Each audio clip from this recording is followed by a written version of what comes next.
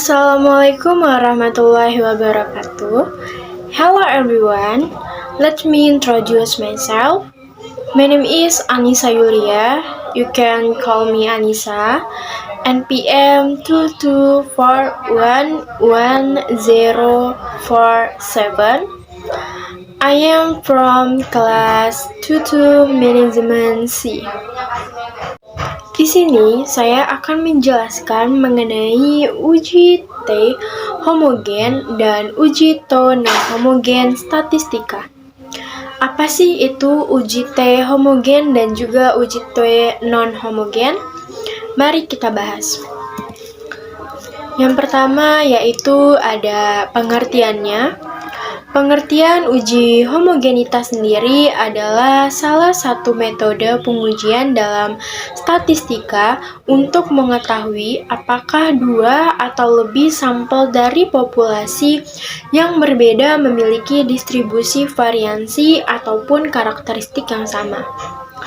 Uji homogenitas juga dilakukan sebagai prasyarat dalam analisis independen sampel T, tes dan analisis varian atau ANOVA. Lalu selanjutnya ada uji homogenitas, yaitu dilakukan dengan statistik uji huruf F, uji Bartlett, uji Levens, uji Cohen, dan uji Hartley. Hipotesis yang akan diuji tergantung pada jumlah sampelnya. Yang pertama ada dua sampel.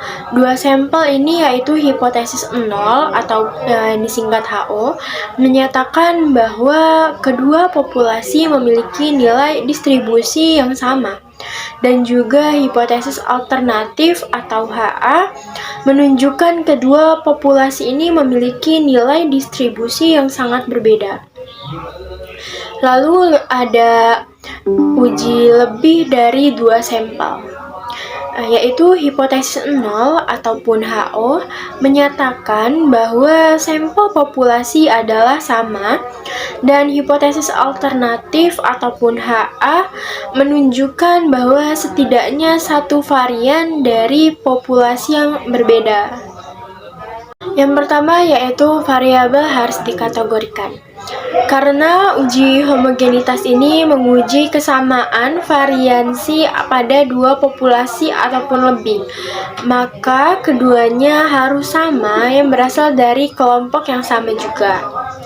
Misalnya merujuk pada studi yang akan dipublikasikan dalam jurnal Canadian Medical Association Journal atau yang disingkat dengan CMAJ pada tahun 2016.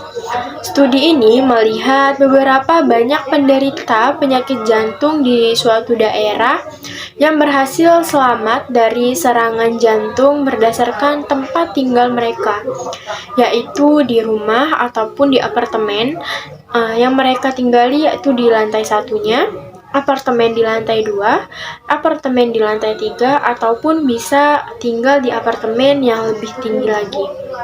Maka populasi ini dapat terjadi, yaitu yang pertama penderita serangan jantung yang tinggal di rumah, yang kedua ada penderita serangan jantung yang tinggal di apartemen lantai 1 dan 2, dan yang ketiga ada penderita serangan jantung yang tinggal di apartemen lantai 3 ataupun lebih. Yang kedua yaitu ada sampel diambil secara acak. Sampel ini dipilih secara acak dan setiap item observasinya hanya diperbolehkan berada pada satu kategori saja.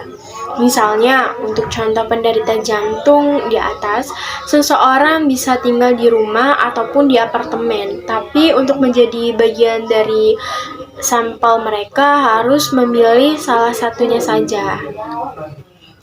Lalu selanjutnya nomor 3 yaitu ada ukuran sampel harus cukup besar. Mengapa? Karena sampel yang diharapkan bisa mewakili jumlah populasi 100%. Ada pendapat yang mengatakan bahwa idealnya ukuran sampel adalah 10% dari jumlah populasinya. Namun menurut Singarimbun dan Effendi tahun 1995, ukuran sampel minimal 30 orang agar hasil ujinya semakin baik. Ada juga selanjutnya kaidah dari uji homogenitas. Kaidahnya yaitu dua kelompok ataupun lebih yang diukur bisa kita ketahui homogenitasnya dari nilai signifikansi atau nilai P. Jika nilai signifikansi atau P sama atau lebih besar dari 0,05, maka varians dari dua atau lebih kelompok data yang diukur adalah homogen. Dan jika nilai signifikansi atau nilai P lebih kecil dari 0,05, maka varians dari dua ataupun lebih kelompok data yang diukur tidak homogen. Lalu selanjutnya ada contoh uji homogenitasnya. Uji homogenitas ini dilakukan untuk mengetahui apakah mahasiswa dan mahasiswi di universitas memiliki distribusi tempat tinggal yang sama dengan 4 kategori, yaitu rumah orang tua, asrama kampus, kos atau kontrakan, dan tempat tinggal lainnya. 250 mahasiswa dan 300 mahasiswi dipilih secara acak dan ditemukan data sebagai berikut. Yaitu mahasiswanya ada yang tinggal di asrama ada 72 dan mahasiswi yang tinggal di asrama ada 91. Di kos ataupun kontrakan, mahasiswanya yang tinggal ada 84 dan mahasiswinya ada 86. Di rumah orang tua, mahasiswa tercatat ada 49 orang yang tinggal di rumah orang tua dan mahasiswinya ada 88 orang. Dan tinggal di tempat lain, mahasiswanya tercatat ada 45 dan mahasiswinya ada 35. Diketahui yaitu HO-nya sama dengan distribusi tempat tinggal mahasiswa dan mahasiswi universitas yang sama. H-nya distribusi tempat tinggal mahasiswa ataupun mahasiswi universitas yang berbeda. Setelah dilakukan perhitungan, ditemukan bahwa nilai signifikansi atau nilai P-nya adalah 0,0175. Sedangkan menurut kaidah uji homogenitas, data dikatakan homogen jika P sama dengan 0,05. Maka dapat disimpulkan, kedua kelompok memiliki nilai distribusi berbeda dan HO yang ditolak. Selanjutnya, kita akan membahas tentang apa perbedaan uji homogenitas dan uji normalitas. Uji homogenitas dan uji normalitas adalah dua jenis tes yang umum digunakan untuk menguji asumsi data. Sedangkan uji homogenitas merupakan syarat dalam statistik non-parametrik dan digunakan untuk mengetahui kedua kelompok atau lebih sampel berbeda memiliki distribusi nilai yang sama. Artinya, setiap data memiliki karakteristik yang sama meskipun mendapatkan perlakuan yang berbeda.